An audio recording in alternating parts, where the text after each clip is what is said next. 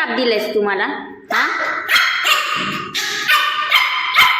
पुढे येऊ नको, सिलेंडर पडेल. गप बस आता.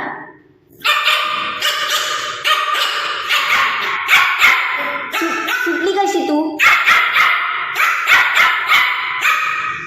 जेवणच नाही टाकणार. पळ, आवाज बंद कर. नाही येणार जवळ. आवाज बंद कर. थांब, पप्पाला येऊ दे, सांगते. आबीला सांगते तू काय केलंयस ते. कशी गप बसली ना.